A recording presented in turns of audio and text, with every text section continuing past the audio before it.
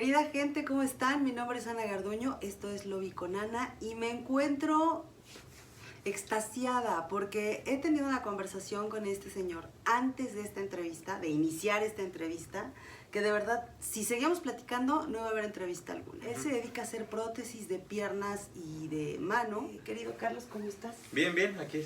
Muchas Estamos. gracias Sí. por aceptar. Le he dado las gracias como 600 veces por esta entrevista, ¿cierto o no? Sí, así es. Sí, de verdad. Uno de los factores importantes al momento de recibir una prótesis es la adaptación.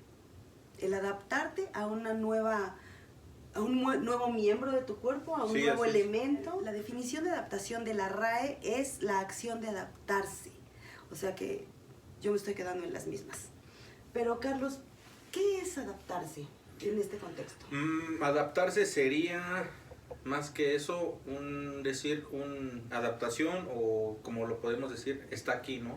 Y lo tenemos que tomar, ¿no? Yo lo definiría así en el aspecto protésico, ¿no? De está aquí y lo tenemos que tomar, asimilar, entender y ser parte de nosotros, ¿no?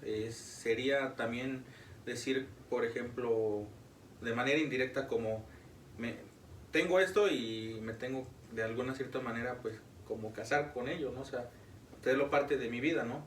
Que a lo mejor en el caso de las prótesis pues es hacer de una forma u otra, digamos que de lo recuperado lo perdido, ¿no? Que sería tener su prótesis, ¿no? Y empezar el momento de la marcha. Eso para mí sería el concepto súper complejo de adaptación, todos esos términos. Quiero que me platiques y que nos platiques un poquito más. ¿Qué has estudiado aparte de ser ingeniero industrial? Miren, de ingeniero industrial, bueno, fui TCU mecatrónico, que fue con lo que empecé. Posteriormente ya de lo que hemos estudiado, bueno, tenemos carreras técnicas. Soy técnico en urgencias médicas. Nos dedicamos un tiempo, de hecho, inclusive trabajamos en hospital, la reparación de equipo médico. De esas ramas, bueno, antes me dediqué, soy técnico en electrónica, sistemas, máquinas, herramientas y todo lo que es electricidad, ¿no? Todas estas las estudié como técnicas pensando que yo algún día no iba a tener la posibilidad de estudiar, ¿no? Entonces me preparé como tecnólogo, ¿no? Que realmente en nuestro país somos tecnólogos, ¿no? Todos hacemos técnicas o talacha técnica, ¿no? Y llegó la oportunidad pues de estudiar y ahora sí que pues fue muy divertido entrar a estudiar porque pues prácticamente cuando empecé a estudiar yo ya era una persona pues que ya tenía coche, o sea, ya rentaba una casa, o sea, prácticamente para mí estudiar fue por gusto, ¿no? ¿Y te gustó? Sí, y seguimos estudiando, o sea, todo el tiempo estoy leyendo. ¿Qué estudias ahora? ¿Estás en un diplomado? Sí, comentabas? estamos estudiando un diplomado que está impartido, bueno, está obviamente traducido al español, pero es por una empresa japonesa, la cual nos está capacitando ahorita para el desarrollo de las prótesis biónicas, que de hecho yo estoy construyendo una, la idea es hacer digamos, nuestras prótesis, pero de una manera que a lo mejor en cuestión de otros mercados son más caras y nosotros darla de manera más económica, ¿no? Sería como, de lo que quisiera entrar al mercado formalmente, pues yo estaría diciendo que soy como la cuarta o sexta persona, ¿no? Que estamos haciendo eso en el país, ¿no? Y no solo eso, 1 de cada 10 de las prótesis que él maneja la dona.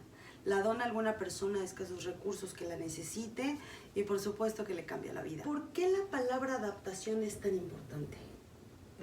Adaptación en un caso aquí es muy importante, representa mucho porque no solo es agarrar, poner una prótesis y vámonos, ¿no? Aquí la adaptación es muy importante porque no solo es de cómo se sienta, me lastima, sino que yo como persona interna la tengo que asimilar y entender, ¿no? Que ya ese miembro ya no está con nosotros, ¿no? Que es lo que mucha mente hace fuerte la parte de la adaptación de la prótesis, ¿no? Adaptarse es, digamos, en cierta forma, que el entorno que está la persona rodeada lo sepa entender y asimilar, ¿no? Lo que hacemos es, lo mejor es sacarlos al entorno, ¿no? Esa es mi forma más de superar ese punto, ¿no? O sea, luego el primer día a la calle, vámonos a caminar, ¿no? Allá sería con dispositivo, muleta, andadera. En algunos casos se han tenido pacientes que prácticamente al instante la sueltan, ¿no? La muleta, ¿no? Y ya, se Sí. avientan a caminar con su He tenido prótesis. casos que se han aventado así a... ¿Qué te gusta? A las 2 horas, 3 horas que ya estamos practicando. Obviamente como se va avanzando se va ajustando, ¿no? Inicialmente siempre no es como lo más cómodo, ¿no? Porque pues es la primer puesta. Yo las acostumbro a ponerlas un poco más altas para que ellos sepan qué es altura y qué es estar alto, ¿no? Para que cuando están a nivel se sienten cómodos, obviamente es más confort, están descansando de los hombros y hay muchas cuestiones, ¿no? Adaptarse puede ser que a lo mejor que antes de ponerle la prótesis tenía la maña que estaba en la silla de ruedas y por ejemplo el muñón camina hacia adentro, ¿no? O la rodilla la tiene metida, ¿no? Entonces todo eso es adaptación, ¿no? Entender que ya no está lo que estuvo ahí y pues llegó la prótesis, ¿no? ¿Cómo es que ayudas a las personas, Carlos, a este proceso de adaptación? Tú llegas a sus vidas, te integras a... ¿Cómo es que los conoces? ¿Cómo los puedes ayudar? A ellos los ayudo de dos maneras. Bueno, muchos me han contactado por redes sociales o las publicaciones que luego estoy compartiendo, ya sea por otras páginas que estamos ligados, ¿no? Porque realmente la persona con alguna discapacidad, y en este caso la amputación, y en general son personas que muchas veces por temor a la sociedad y cuestiones como este sistema no salen. Ahorita aprovechando ese tema que acabas de comentar, quiero decir algo como un poco más chistoso, ¿no? Yo creo, decirlo así, que a veces la mitad de las prótesis o trabajos que hemos hecho se cierran en la noche. El paciente, antes de llegar a la cuestión de, digamos que ahora sí sería la adaptación de la amputación, ¿no? Entrando un poco a esta parte, no tienen mucho trastorno al dormir, el sueño. Yo creo todos o la mayoría, es raro el paciente que pues se puede dormir sus 7, 8 horas, ¿no? Entonces, casi siempre me contactan en la noche, que es cuando más estoy moviendo a veces el celular, ¿no? Bueno, hace un momento mencionabas del miedo a la sociedad. Sí, así es. ¿En qué consiste ese miedo? ¿Por qué? ¿De dónde? ¿Cómo es? Mire, nosotros, como yo lo puedo decir como sociedad, somos una pues, sociedad chusca, burlona, ¿no? Podemos hablar de por ejemplo, del Día de Muertos, que le hacemos tributo a la muerte como en cierta forma burla, ¿no? O sea, le referimos términos burlescos hacia esa persona, ¿no? Y yo creo que eso es lo que al paciente le desata el miedo, ¿no? Y no olvidemos sobre todo el morbo, ¿no? Que cuando van en la calle llegan a ver a la persona sin un miembro y lo ven con morbo, ¿no? Entonces es algo que ya tenemos arraigado desde las, ahora sí que desde las costumbres pasadas, ¿no? Cuando una persona ha perdido algún miembro de su cuerpo, necesita una prótesis. Pero emocionalmente, ¿qué necesita más? Qué buena pregunta. Yo cuando entro en un proceso de prótesis, lo voy a mencionar, esto como y dar la respuesta. Siempre la persona llega buscando una necesidad, que la necesidad es caminar. Pero detrás de esa necesidad de caminar, no se dan cuenta que la necesidad del entorno, ellos dicen, casi siempre me dicen, quiero la prótesis para trabajar, quiero la prótesis para rehacer mi vida, quiero estar bien con mi pareja y todo, ¿no? Pero la realidad es que a veces hay gente que me ha llegado que no tiene ni la prótesis y quiere la prótesis y están balanceados. Entonces, ¿por qué dices tú, o sea, necesitas la prótesis, ¿no? Desgraciadamente, esto es fuerte, pero lo voy a mencionar porque tú al entregar o dar un dispositivo protésico, que sería la prótesis o el sustituto de la pierna, das al paciente a que esa necesidad o frustración que tuvo en su momento por no tener la pierna se quita al momento de colocar la prótesis, ¿no? Pero eso no es así, o sea, la necesidad es caminar, ¿no? Pero más atrás está todo el entorno, ¿no? Que cuando vamos a valorar a los pacientes, me meto a casa de ellos o me gusta ir a su espacio, su entorno, conocer conocer qué hay detrás de eso, qué es lo que siempre se hace cuando se entrega la prótesis, y ahí es donde me doy cuenta la realidad que vive. Si por ejemplo mencionamos otra lo de la familia, que muchas veces la misma familia, no hijo, no vas a poder hacer eso porque te vas a lastimar, te vas a caer, y eso mismo ellos los frena, ¿no? Entonces llegas tú a un lugar y a lo mejor el paciente nunca había usado las muletas porque tiene miedo. ¿Cuál consideras tú que es la mejor manera de motivarlos? Sobre todo, la mejor motivación que puede hacer es que ver que su familia esté bien y esté unida.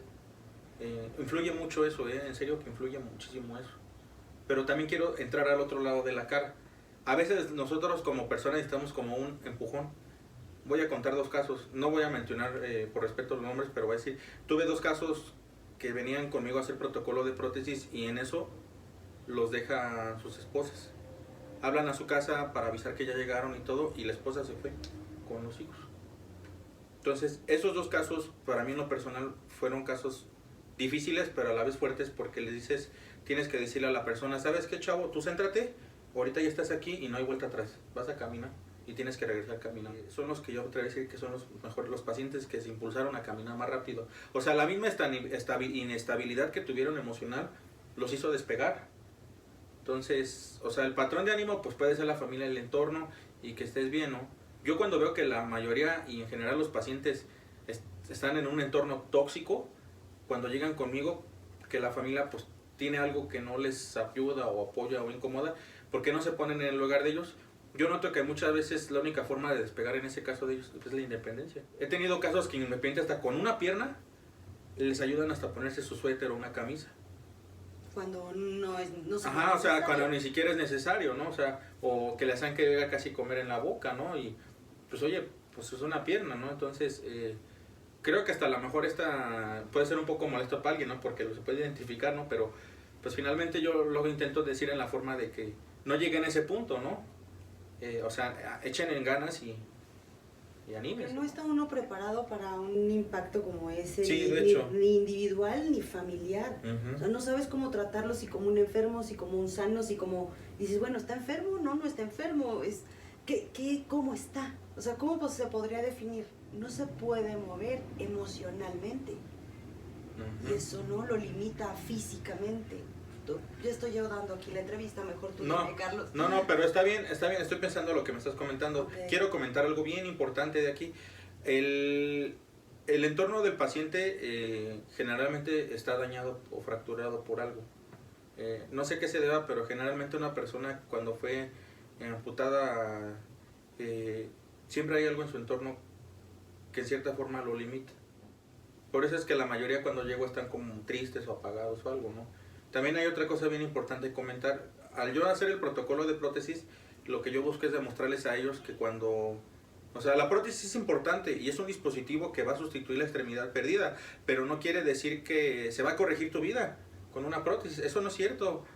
O sea, lo que doy a decir es que la prótesis solo es un instrumento para caminar y desgraciadamente hay casos que solo teniendo la prótesis necesitan ese empujón para cambiar el entorno. Pero mientras el familiar y la gente que está rodeando no les ayude, no va a cambiar nada. Eso es bien cierto. La otra cosa es que al hacer esto yo me doy cuenta y les doy a entender que ellos cuando reciben la prótesis ya tienen todo listo. A mí me gusta mucho, por ejemplo, hacer un protocolo a distancia. ¿Qué quiere decir? Que el paciente me conoce, ya sea físicamente voy hasta su estado y regreso con la prótesis a lo mejor en tantos meses y van en abonos y pagos, ¿no? Pero lo importante que es el tiempo vale oro, ¿no? Y aquí el tiempo a ellos les da la fuerza y la capacidad de corregir su entorno, ¿no? Yo siempre les digo, me gustan mucho esas palabras decírselas. Aquí viene una cuenta regresiva, señor. No lo vea como desesperación. Usted ya se puso la meta, en 6 meses camina, ¿ok? Entonces hay que empezar a trabajar en usted y en su entorno y su familia y cambiarlo todo para estar bien. Entonces cuando llego, generalmente son los mejores casos que funcionan. En eso es otra cosa. O sea, todos los casos funcionan en general, ¿no? Pero esto ayuda mucho, ¿no? O sea, les ayuda mucho a levantarse, ¿no? Hay una estadística grandísima, inclusive, Ana, en la cuestión de que el paciente cuando llega el proceso de adaptación a reincorporarse a la sociedad, no lo logra. Es una estadística altísima, te estoy hablando que es un 80% casi de las personas que tienen su prótesis, solo el 20% logran empujarse a la totalidad de la normalidad. ¿Por qué crees que sea así? Yo creo que es así porque aquí hay 2 cosas bien importantes. El mercado mexicano, solo de las amputaciones que hay en nuestro país, es una estadística, pero el 80% no puede pagar la prótesis en nuestro país, de los que sufrieron amputación. Solo el 20% la pueden pagar. Te estoy hablando de gente que a lo mejor fue por traumatismo, o por algún accidente, algún trabajo, alguna cuestión laboral, o la otra es que por aseguradora o por terciarios la puedan pagar. Es muy raro la persona que realmente puede pagar una prótesis de alta gama, ¿no? Pregúntame. Entonces, descuécete, como decía mi papá, ¿no? Descuécete. ¿Por qué se llegan a rendir? Me comentaste que el entorno familiar es importante. Porque se llegan a rendir, Ajá. porque piensan que son dependientes o codependientes a su familia para salir adelante. Y Sin eso no es ellos cierto. no pueden. Es como nosotros lo de emprendedor, ¿no? O sea, no necesitas de nadie. Y eso yo lo entendí cuando tenía como 13 o 14 años. Porque, ¿ves lo que te platiqué, no? De cómo era mi entorno de niño. Así es. Entonces, a mí me dio cuenta, yo quise hacer algo diferente inicialmente para demostrar que no soy igual que ellos. Por eso estudiaste algo diferente, fíjate.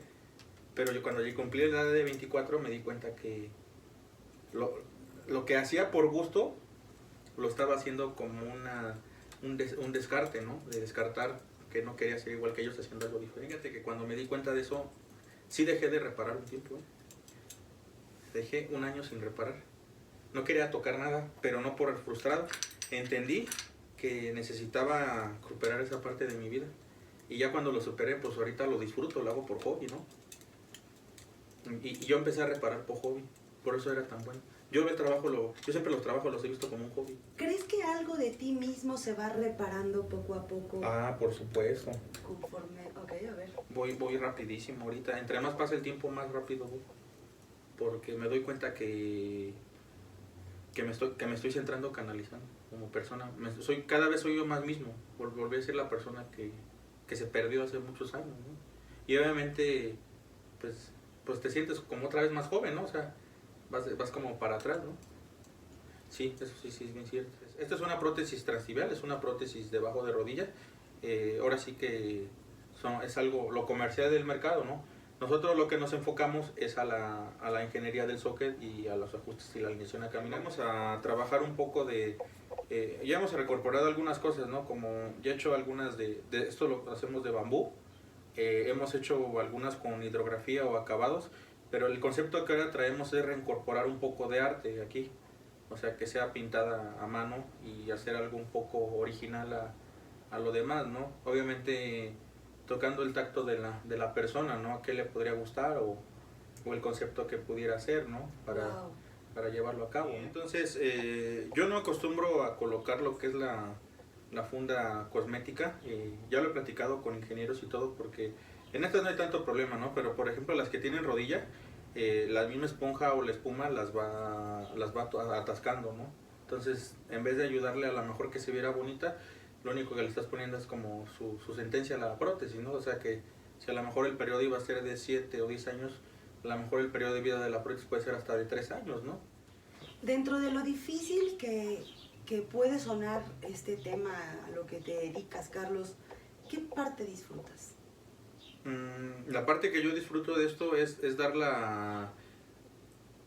una semilla de mi trabajo a las personas. Yo creo que una meta personal es llegar a ser un buen o un excelente protesista, pero independiente de eso, yo estoy entendiendo que para llegar y ser, bueno, de mi trabajo que disfruto, es sobre todo siempre ser uno mismo, pero también poder llegar y decir al paciente, ¿sabes qué? Mira, bueno, tenemos tu prótesis aquí, vas a caminar y pues echarle para adelante, ¿no? Eso también lo disfruto mucho, ¿no?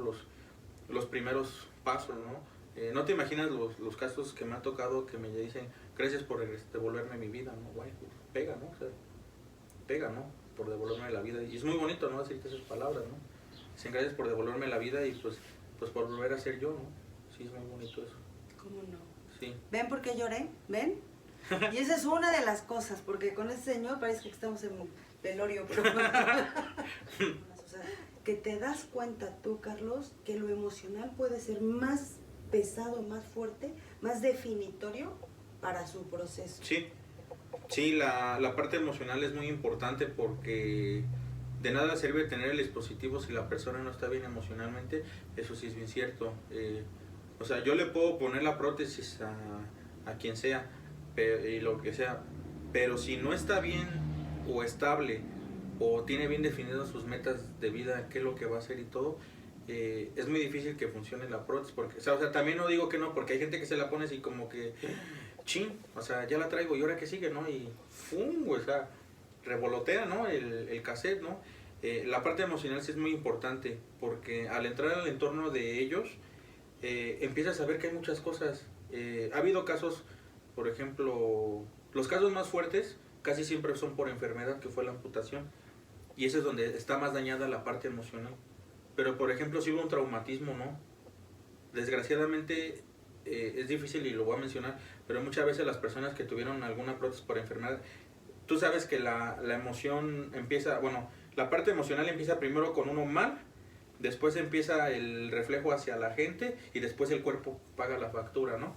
Entonces, desde ahí empieza el problema emocional. O sea, es tan importante la parte emocional que si el paciente no está centrado, independiente ya de que haya pasado la diabetes, ya fue la amputación, si el paciente no está centrado que realmente este dispositivo o lo que sea en su vida que va a recibir, ya sea algún tratamiento, algo no está bien, no va a avanzar el paciente. O sea, la parte emocional es muy importante. En el caso del traumatismo todo es muy diferente. Ay, me fue como que así de repente, chin, tuve un caso que se cayó de un árbol, ¿no? El chavo, toda su vida fue pixero, motos, farmacia, y se cayó de un árbol. En la farmacia lo mandaron a cortar un árbol, ahí se va y se sube, y que se rompe el árbol de 14 metros y va para el suelo. El chavo lo tomó de una manera bien como si nada. El chavo rodó, venía de Ciudad de México, Querétaro, verme con una pierna manejando en moto. Y yo de un segundo viaje, yo me vine con él. O sea, imagínense el nivel de emoción que traía él por caminar, que era capaz de venirse con una pierna a acá, ¿no? Entonces, la emoción mueve montañas, ¿no? O sea, como tú deseas y tus emociones pueden hacerte cambiar. Yo entro tanto al entorno del paciente que me gusta entrar a donde vive. O sea, de manera literal. Sí, o sea, yo entro y llevo la prótesis con él, armarla en su domicilio, le entrego la prótesis y la armo ahí mismo, ¿no? Entonces, eso me ha permitido conocer la realidad de las personas, ¿no? Y obviamente es como cuando vas a un país, no sé, cuando no vayas al turista, vívelo, ¿no? Y es exactamente ahí, ¿no? O sea, yo voy y vivo el entorno del paciente, ¿no? Y al meterme en su entorno, pues, se pueden hacer cosas pero increíbles, ¿no? Porque inclusive lo puedes ayudar a asimilarlo más y decirle cómo sobrellevarlo, ¿no? ¿Y por qué decidiste a trabajar de esa manera? O sea, ¿por qué irte a meter a la casa del vecino? A la casa del vecino. La educación emocional o empieza en casa, ¿no? Si la educación de ellos se ve todo, ¿no? Ve la realidad de las cosas. Ahí puedes entender inclusive por qué el paciente tiene miedos o por qué a lo mejor llega a tener hasta, no sé si sea correcto el término, pero hasta un trastorno de inseguridad, pero pues chido, ¿no? O sea, que el paciente prácticamente no puede ponerse de pie. Me ha tocado casos que ni siquiera se pueden parar, o sea, del miedo que tienen, ¿no? Pero he llegado a casa de los pacientes y luego están hasta acostados. Casi los llego a sacar de la depresión y shum, a jalarle las cobijas, ¿no? Porque no entienden que pues por una pierna no se acaba la vida, ¿no? O sea, no le deseo a nadie esto ni al mayor de mis enemigos, ¿no? Como decimos, padre, pero sí, no tener una pierna, pues sí los acaba, ¿no? Y la otra parte emocional que entra, cuando es la parte de la amputación, que empieza, digamos que desde ahí empieza la adaptación de que ya no tienen el miembro, es que ellos a veces sienten su extremidad. El trastorno fantasma, dolor fantasma, es que el paciente siente la pierna o la miembro que ya no tiene, ¿no? ¿Hay alguna característica diferente entre mujeres, hombres, jóvenes? Hay una gama para geriátricos, hay otra gama para jóvenes, o sea, hay prótesis de mediano, bueno, es baja, mediana y alta actividad. Este pie podría ser un pie de baja, pero hay gente que lo usa hasta mediana, alta actividad.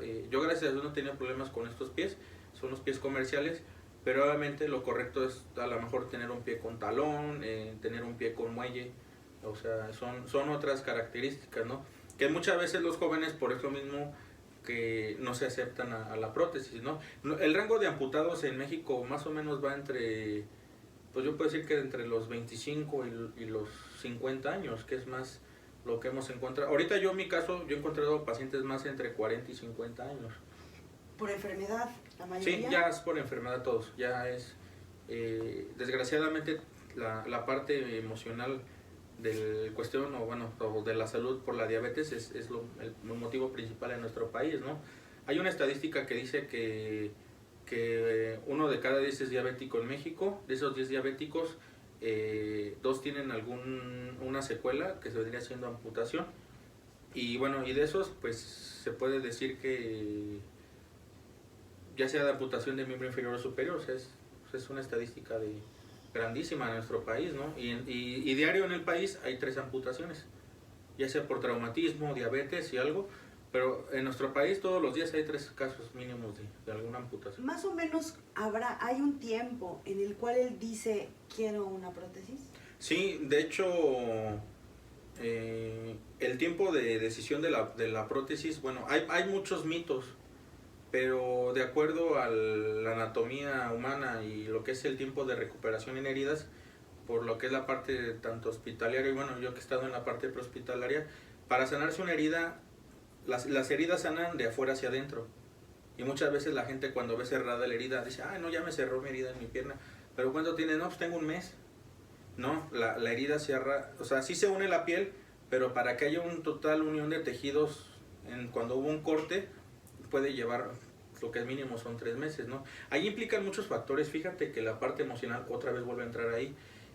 La adaptación de la herida es bien difícil, porque he tenido pacientes que tienen 2 años y no les han cerrado la herida, sigue drenando.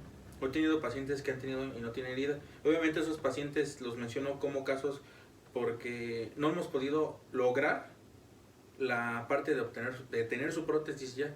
Podrán tener el recurso, pero no pueden obtenerla, o no la pueden porque si no cierran la herida, pues ¿cómo van a caminar? Claro. ¿Y por qué será? Yo estoy todo muy desprendido a algo que no está bien en ellos. Yo siento que en la vida hay que cerrar ciclos y empezar ciclos, ¿no? Yo siento que en esa parte la cuestión emocional de los ciclos que tienen ellos es muy importante, ¿no? He escuchado casos, no de manera directa, pero cuando no aceptan o asimilan algo es uno de los motivos más grandes por los que no se cierra la herida, ¿no? Es como en nuestra vida, ¿no? No cerramos heridas, es lo mismo en una sanación, ¿no? ¿Hay alguna manera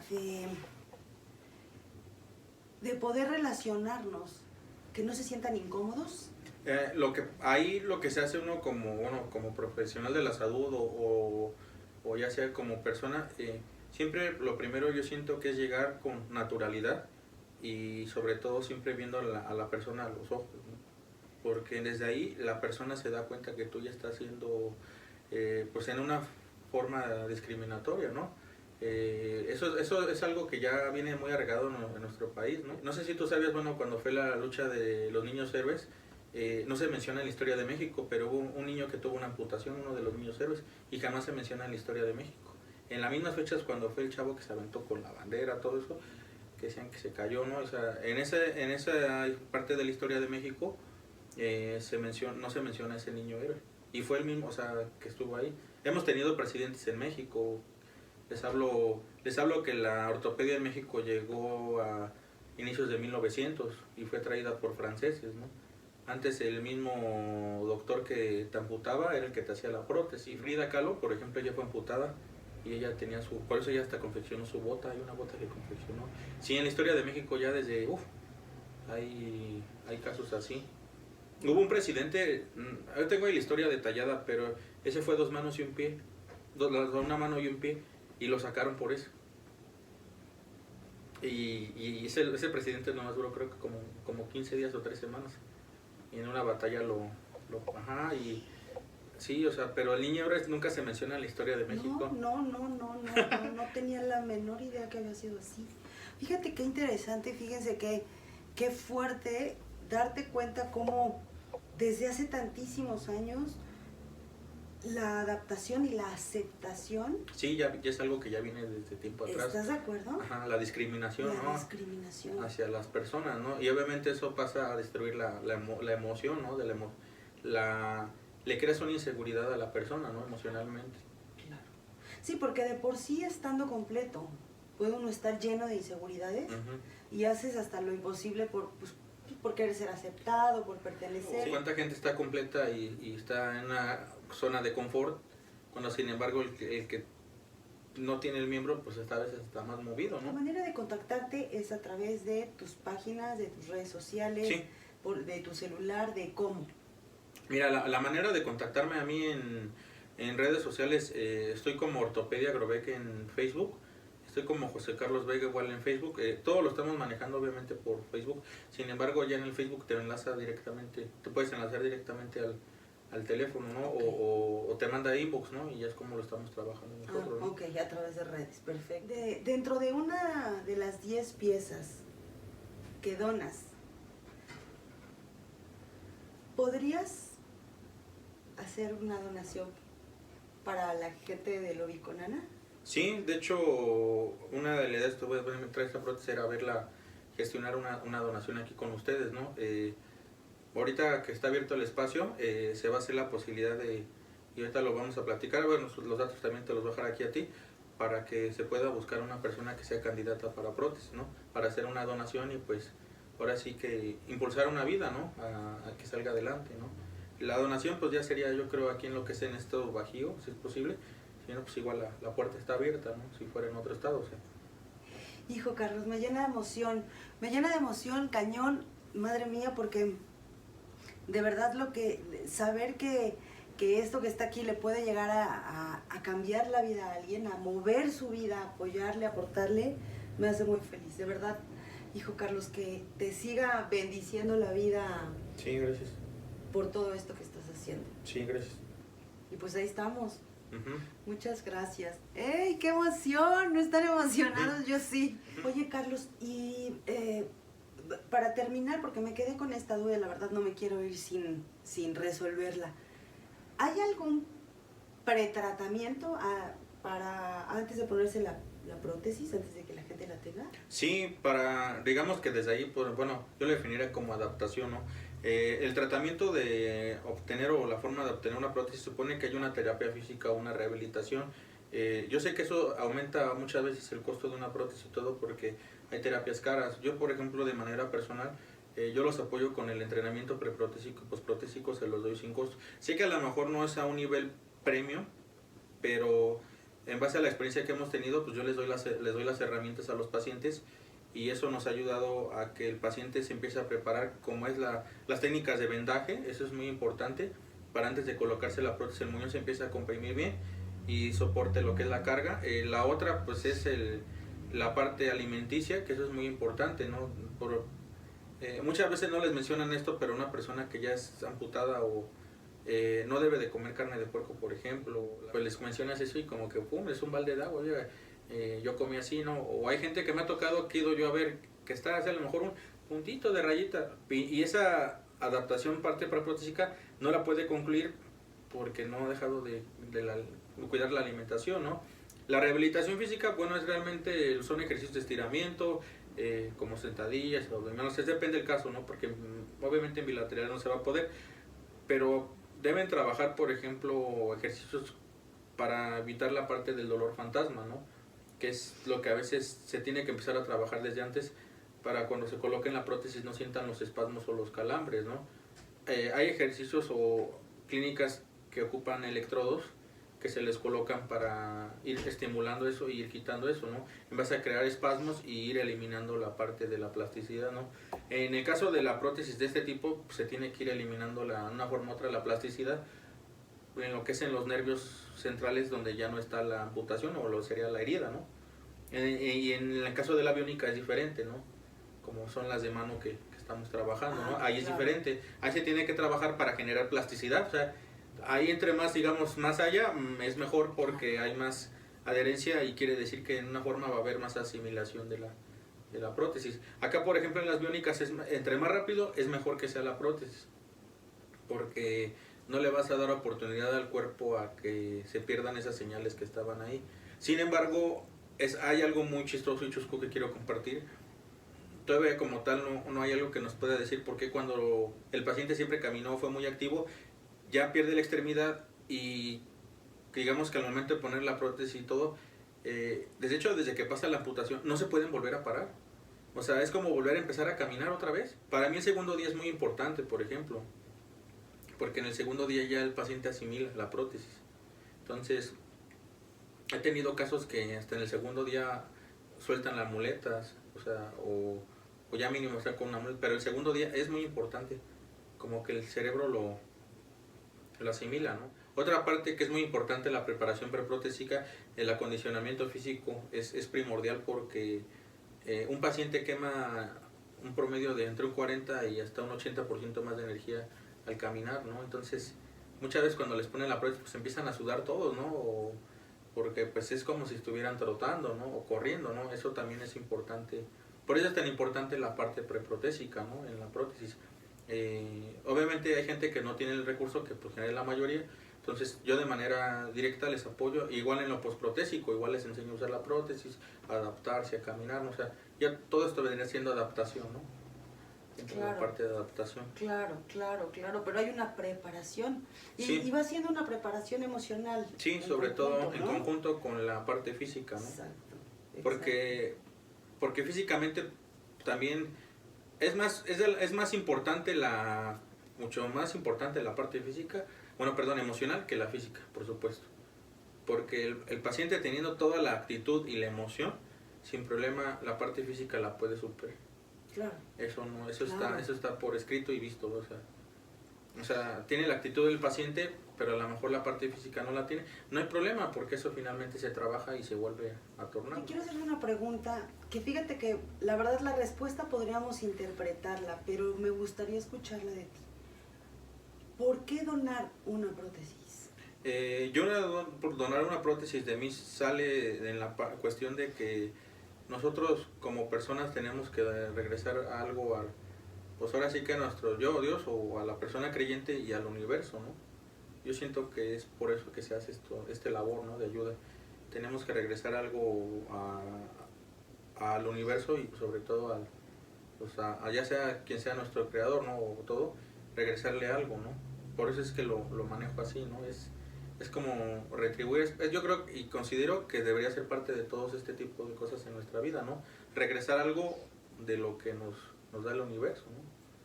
Es por eso que lo hago. Pues, yo espero que esta entrevista pues, pueda ser desencadenante de varias, ¿no? Dar varios casos de éxito, ¿no? Así es, así Sí. será. Esperemos que sí. Sí. La verdad, hay mucha confianza en el trabajo Sí. de todos en este momento. Hay emoción por la solidaridad, por la unión, por el apoyo local, por el consumo local, por unir las fuerzas y por sumar fuerzas.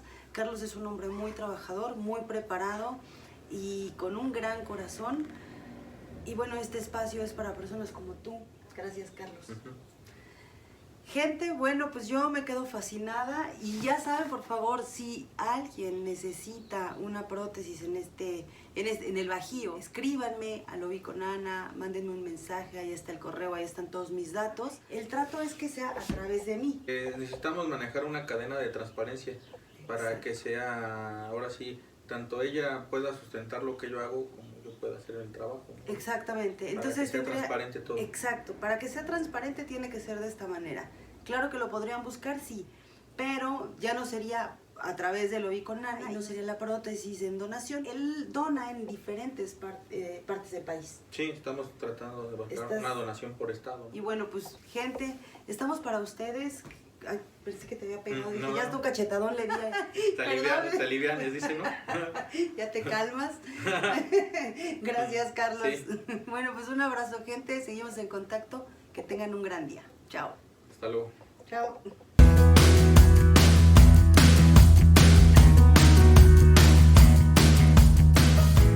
Lovi con Ana.